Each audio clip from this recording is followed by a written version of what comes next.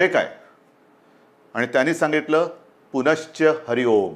पुनश्च हरिओम म्हणजे काय की पुन्हा एकदा आयुष्याला सुरुवात करतो आहे, लढाईला सुरुवात करतो आहे. तशीच आपली ही मिशन बिगिन अगेन किंबहुना पुनश्च हरिओम सुरुवात करायची आता आपल्याला. ही सुरुवात करताना लॉकडाऊन करणं हा एक भाग झाला आणि सगळं हळूवार उघडणं हा दुसरा भाग झाला. म्हणजे लॉकडाऊन हे सायन्स असेल तर लॉकडाऊन उघडणं ही एक कला आहे किंवा आर्ट आहे. कसं काय उघडतोय आपण? पावसाळा तोंडावरती आहे. पावसाळा तोंडावरती आहे म्हटल्यानंतर पाऊस येऊन जातो, पडून जातो, अनेक ठिकाणी शेवाळ साचतं आणि शेवाळ समोर दिसल्यानंतर आपण आपलं पाऊल हे फार काळजीपूर्वक टाकतो. कुठे निसरडं नाही ना, कुठे घसरणार नाही ना, एकमेकाचा हात धरून चालतो, थोडासा आधार घेऊन चालतो की जेणेकरून आपलं पाऊल हे चुकता कामा नये आणि आपण घसरून पडता कामा नये. की तशीच पुढच्या आयुष्यातली पावलं ही आपल्याला अशीच तुम्हाला आणि मला म्हणजे सरकारला आणि जनतेला एकमेकाचा हात हातात धरून मजबूतीने टाकायचे. प्रत्येक पाऊल टाकताना कुठेही शेवाळावरती पाऊल नाही टाकत, केळीच्या सालावर पाऊल नाही टाकत. म्हणजे घाईघाई करून सटकून पडत तर नाही ना, पडणार तर नाही ना, या खबरदारीने आपल्याला पुढची वाटचाल करावी लागणार आहे. पावसाळ्याची सुरुवात म्हटल्यानंतर मी गेल्या आठवड्यामध्ये संपूर्ण आपल्या यंत्रणेची एक बैठक घेतली. त्याच्यामध्ये महसूल यंत्रणा, पोलीस यंत्रणा, आर्मी, नेव्ही, एअरफोर्स या सगळ्यांचे अधिकारी होते.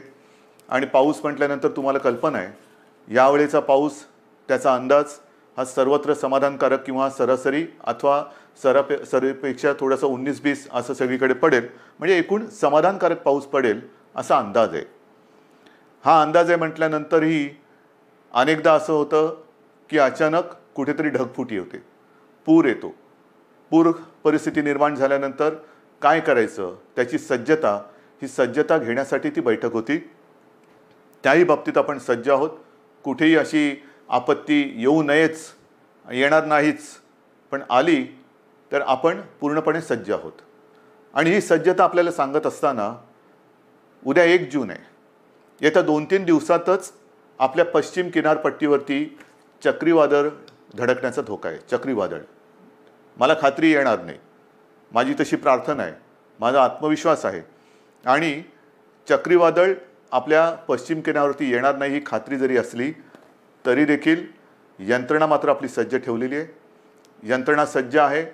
पश्चिम किनारपट्टी म्हणजे माझ्या सिंधुदुर्गापासून ते मुंबईपर्यंत आणि हा सगळा किनारपट्टा जो आहे इथल्या सर्व लोकांना मी सांगतो आहे की आपण सुद्धा सज्ज राहा. असंही आतापर्यंत आपण घराबाहेर पडलेलो नाहीच आहोत, पण खास करून माझ्या मच्छीमार बांधवांना सांगतोय की तुम्ही येत्या एक 4-5 दिवसात समुद्रात जाऊ नका. कारण ते वादळ घोंगावत आहे. कुठे जाईल, कसं जाईल, दिशा अजून ठरलेली नाही आहे. आपल्या दिशेने येत आहे, ती दिशा बदलून ते दुसरीकडे जाऊही शकेल आणि ते जाईलही नक्की, पण आपण मात्र सज्ज राहिलं पाहिजे. आणि ही खात्री बाळगल्यानंतर, खात्री एक सज्जता आपली घेतल्यानंतर, दाखवल्यानंतर पुनश्च हरिओम म्हणजे काय? कारण केंद्र सरकारने त्यांची सूचनावली दिलेली आहे, काय काय करायचं, काय करायचं नाही आणि कुठे कुठे कसं कसं काय काय आहे. पहिल्या प्रथम मी आपल्याला सांगू इच्छितो की कोरोनासोबत जगायला शिका. कोरोनाचा मुकाबला करता करता जगायला शिका. हे आत्तापर्यंत आपल्याला सगळ्यांना सल्ले देण्यात आलेले, सगळ्यांकडनं मी पण ऐकतोय, आपणही ऐकताय. पण हे ऐकताना जे मी यापूर्वी आपल्याला सांगितलेलं आहे की बाहेर पडताना तोंडावरती मास्क हा अनिवार्य आहेच, नक्कीच आहे. तोंडावरती मास्क लावणं अत्यंत अत्यंत गरजेचं आहे. हात सतत धुत राहणं हे फार महत्त्वाचं आहे.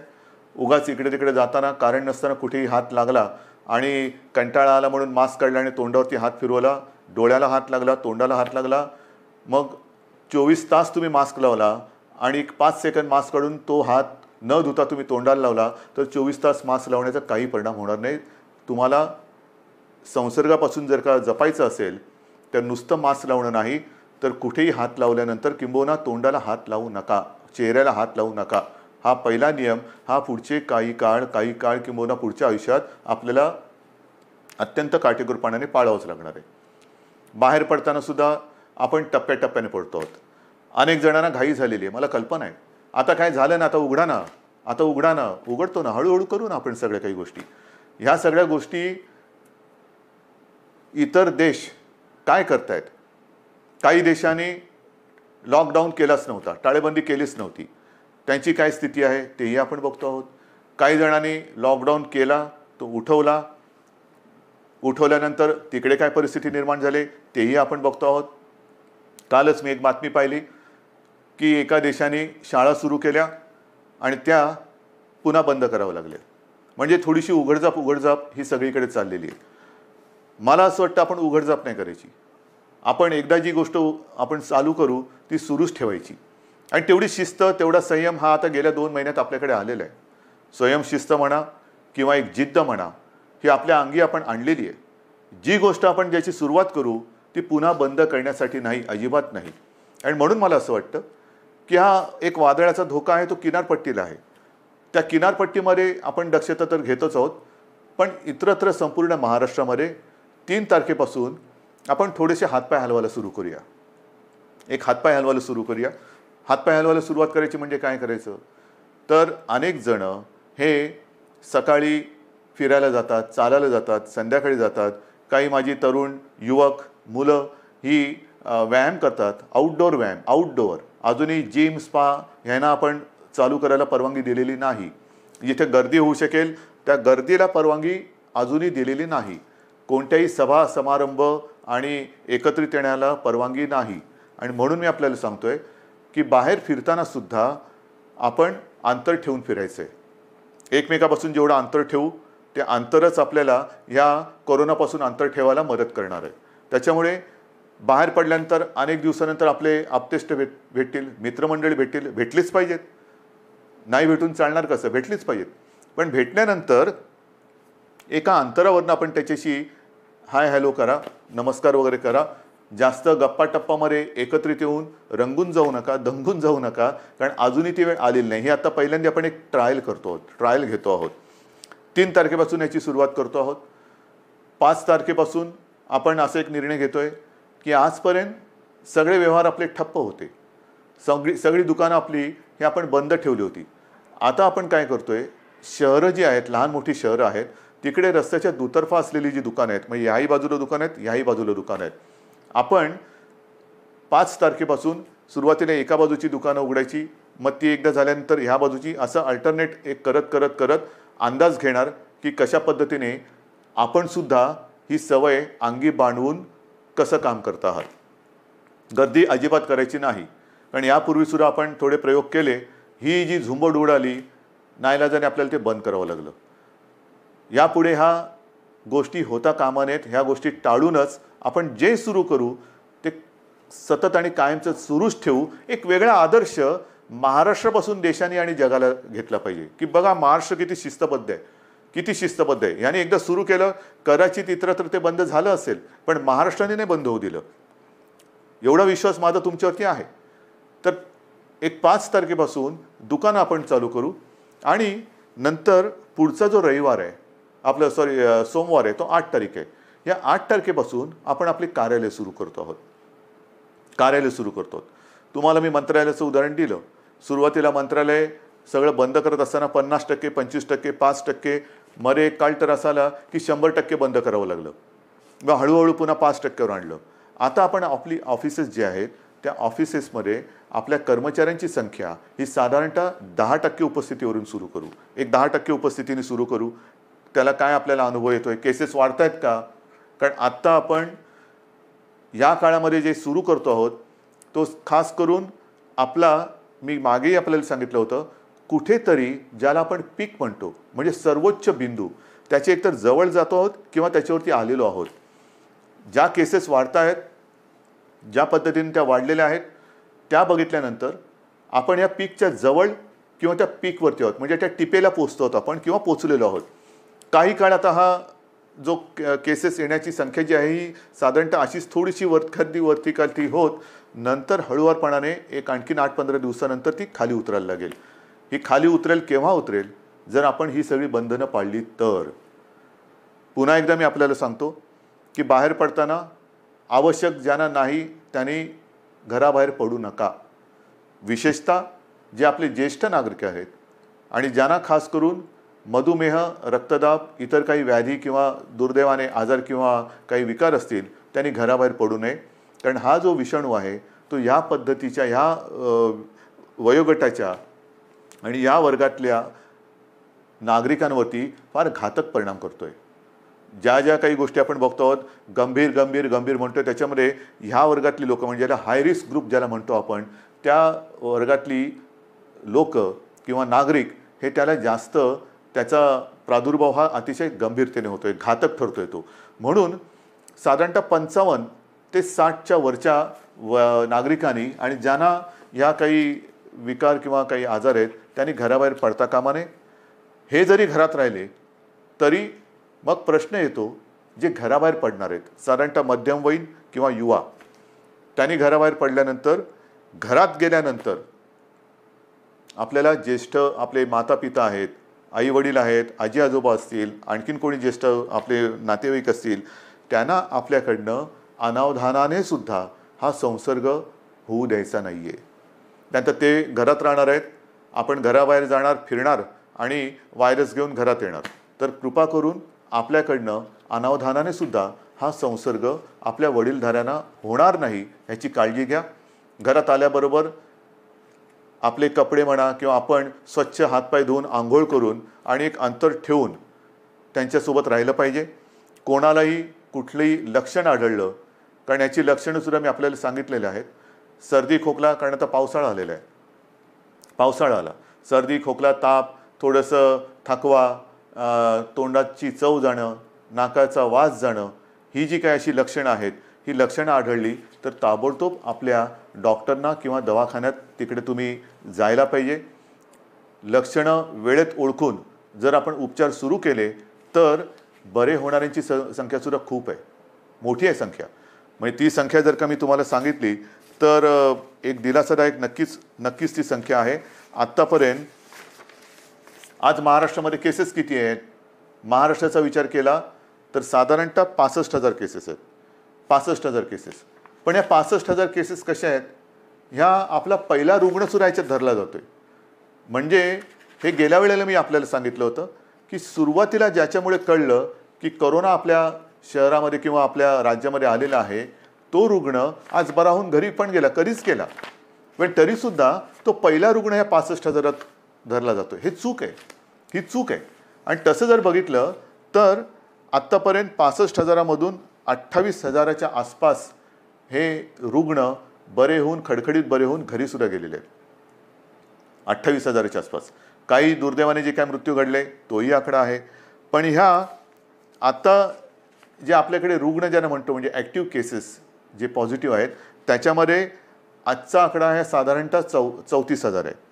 या 34,000मध्ये साधारणतः 24,000 रुग्ण हे असे आहेत की त्यांना कोणतीही लक्षणं नाही, त्यांना कोणत्याही औषधोपचाराची आज गरज नाही, ते आपल्या क्वारंटाईनमध्ये आहेत, काही पॉझिटिव्ह असल्यामुळे आयसोलेशनमध्ये आहेत.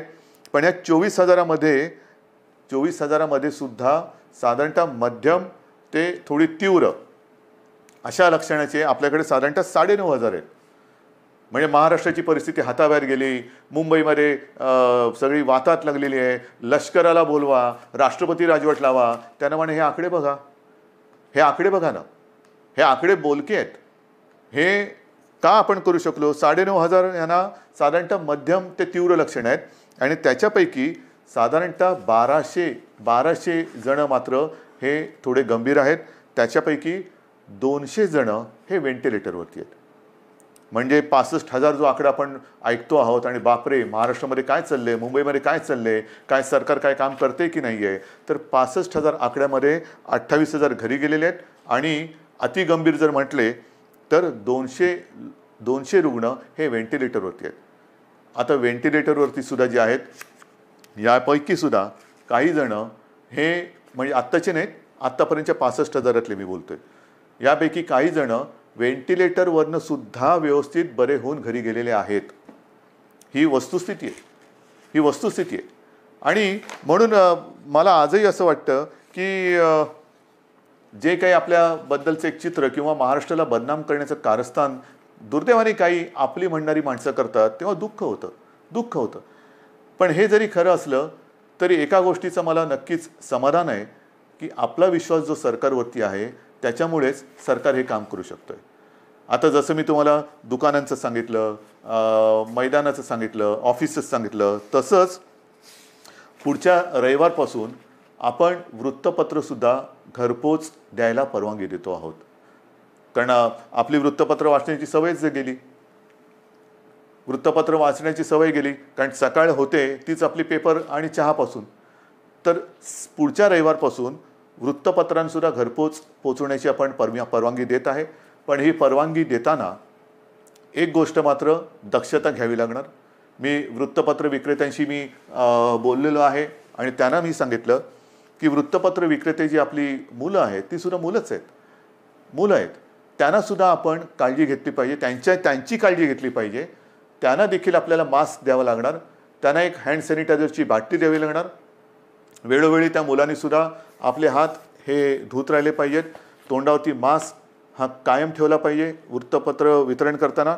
आणि अशा पद्धतीने वृत्तपत्रसुद्धा वितरण करण्याची परवानगी आपण पुढच्या रविवारपासून देत आहोत.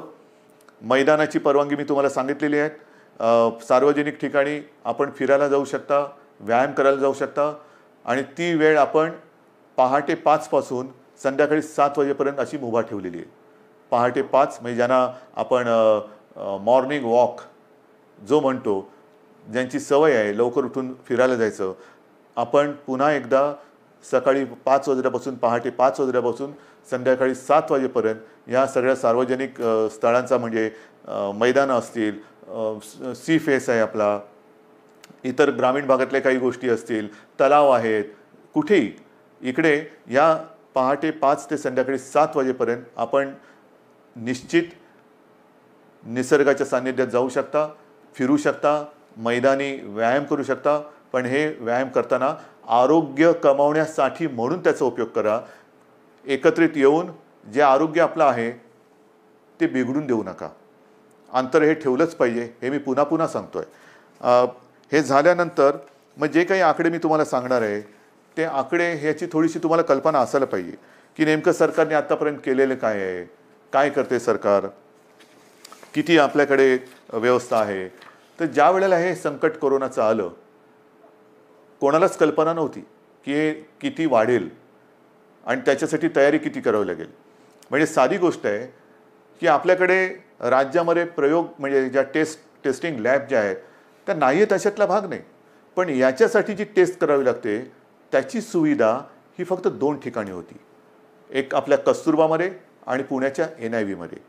ही कस्तुरबाची सुद्धा जी लॅब आहे ती आपण साधारणतः 2007 साली मुंबई महापालिकेच्या माध्यमातून केली म्हणून ती दुसरी होती, नाहीतर फक्त एकच होती.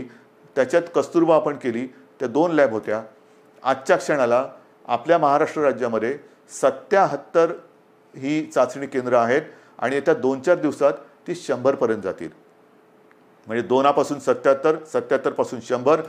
आणि माझा प्रयत्न असा आहे की येत्या पावसाळ्यामध्ये टेस्टची संख्या आणि त्याची उपलब्धता ही आणखीन वाढवण्याची गरज आहे. कारण पाऊस म्हटल्यानंतर भिजणं हे आलंच, सर्दी खोकला शिंकणं, थोडा ताप, फ्लू हा आलाच. आणि तो आल्यानंतर लॅबची संख्या वाढवणं, चाचण्यांची क्षमता वाढवणं आणि त्याचबरोबर ह्या टेस्ट ज्या आहेत, ह्या चाचण्या ज्या आहेत त्या केंद्र सरकारशी सुद्धा आपण बोलतो आहोत की त्याची जी किंमत आहे, त्याची जी एक किती पैसे त्याला लागतात ती किंमत ही आपल्याला खाली आणायची, सर्वसामान्यांच्या आवाक्यामध्ये ती आणायची. सरकारकडनं तर आपण मोफत करतोच आहोत, पण ज्याला कोणाला असं वाटलं की मला थोडंसं अस्वस्थ वाटते, मला टेस्ट करून घ्यायची आहे, तर त्यांनी ती टेस्ट करून घेण्यासाठी त्याला त्याच्या गावात, त्याच्या शहरात, त्याच्या घराच्या आजूबाजूला जास्त लांब न जाता कुठे आपण किती प्रमाणात उपलब्ध करून देऊ शकतो ते सुद्धा आपल्याला करायचं आहे. तर ही एक लॅबची संख्या आपण वाढवलेली आहे, आणखीन वाढवतो आहोत. मग अनेकदा अशी तक्रार येते की रुग्णाला बेडच मिळत नाही आहे. दुर्दैवाने थोड्याफार प्रमाणात ही तक्रार खरी आहे आणि ती तक्रार एकसुद्धा असता कामा नये ह्याच्याकडे सरकारचं लक्ष आहे. पण त्याच्याकडे जर का आपण बघितलं तर जे मी आपल्याला सांगितलं की आपल्याकडे ह्या लॅबची संख्या ही 2 होती, 2ची 77 आणि 77ची आता आपण 100 आणि पुढच्या काळात 100हून अधिक करतो. तसं आपल्या राज्यात इन्फेक्शनसाठी जी हॉस्पिटल्स होती ती फक्त 3 होती. आयसोलेशन सुविधा ज्याच्यात असतील अशी 3 होती. आता ती जवळपास 2576 2500च्या आसपास आपण केलेले आहेत. म्हणजे 3पासून 2500. बेड्स किती होते? बेड्स साधारणतः 400च्या आसपास होते आयसोलेशन. ते आता 2.5 लाखाच्या वर महाराष्ट्रामध्ये झालेले आहेत. महाराष्ट्रात 2.5 लाखाच्या वर. त्याच्यामध्ये साधारणतः 25,000 बेड्स हे ऑक्सिजनची सुविधा देऊ शकतील असे आहेत.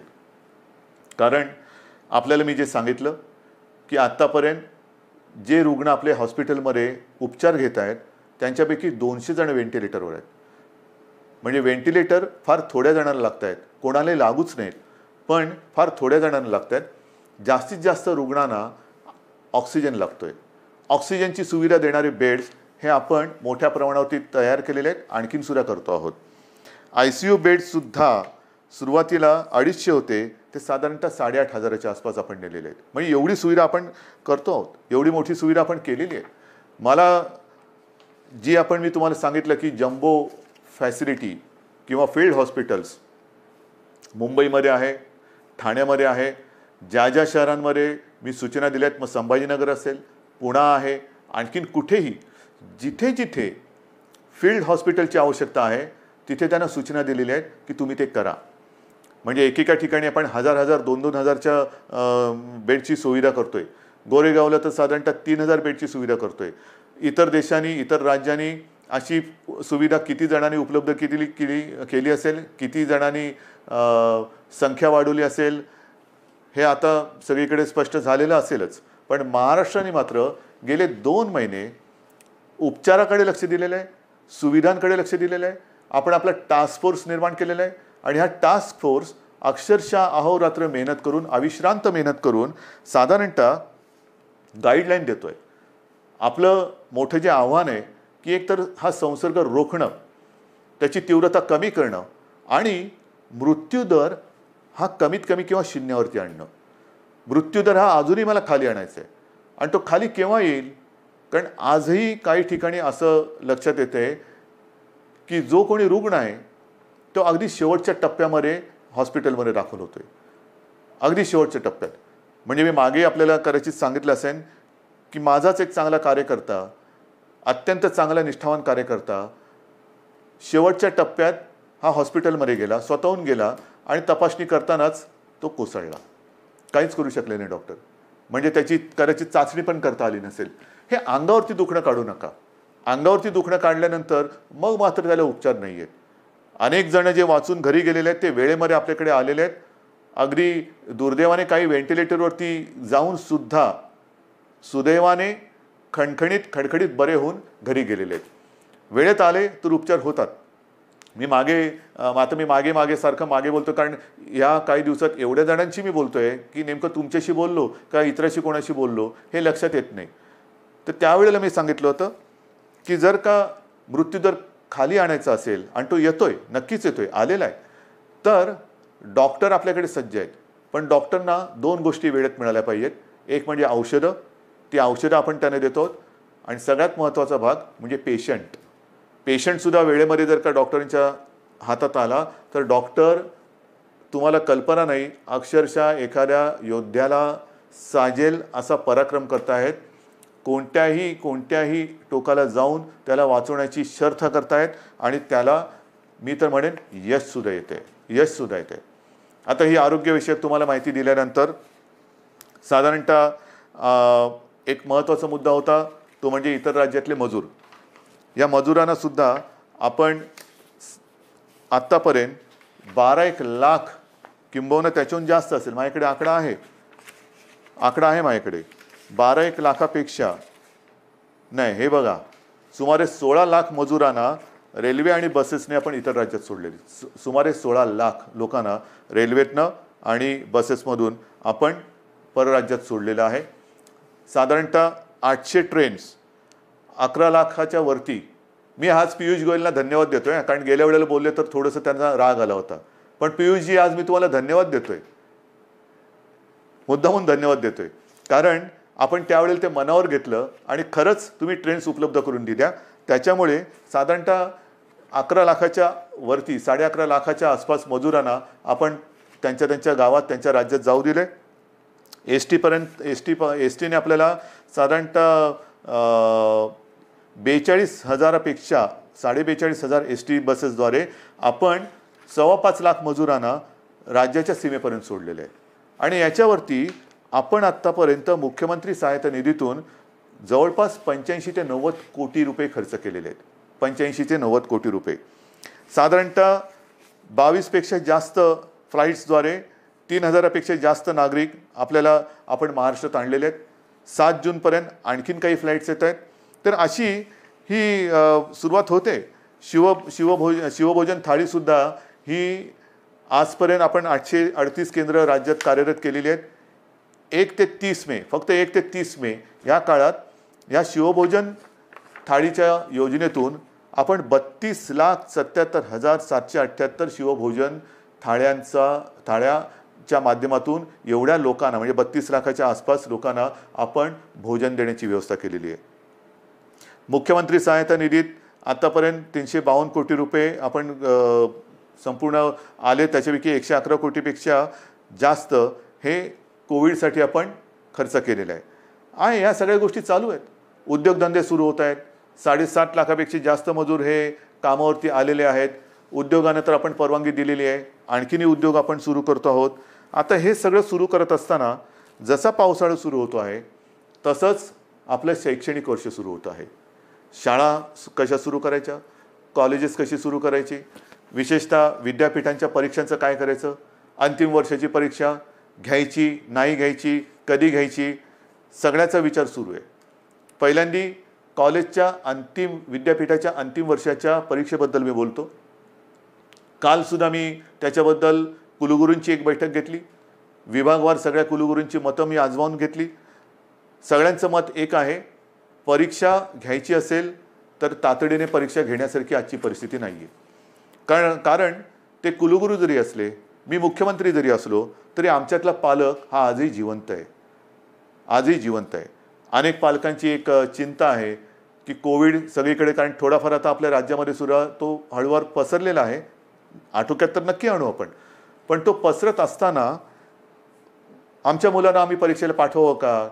काही लाख विद्यार्थी हे परीक्षेसाठी एकत्र येणार, किती अंतर ठेवणार, पेपर कसे वाटणार, पेपर तपासणार कसे, मग काय करायचं? म्हणून आपण एक सगळ्यांनी मिळून एक असा तोडगा काढलेला आहे की अंतिम वर्षाच्या ज्या परीक्षा आहेत त्या परीक्षा घेण्यापूर्वी एक असा मुद्दा आला आणि मला असं वाटतं तो बरोबर आहे. आपण एक निर्णय असा घेतलेला आहे की साधारणतः जेवढे सेमिस्टर झालेले आहेत त्यांची सरासरी काढून त्या विद्यार्थ्यांना मार्क्स द्यायचे आणि त्या विद्यार्थ्यांना तसं पास करायचं.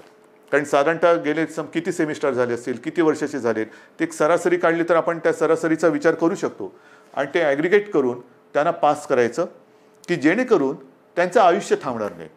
परीक्षा कधी घेणार? जूनमध्ये घेऊ शकतोय? नाही. जुलैमध्ये घेता येईल? सांगता येत नाही. ऑगस्टमध्ये येईल?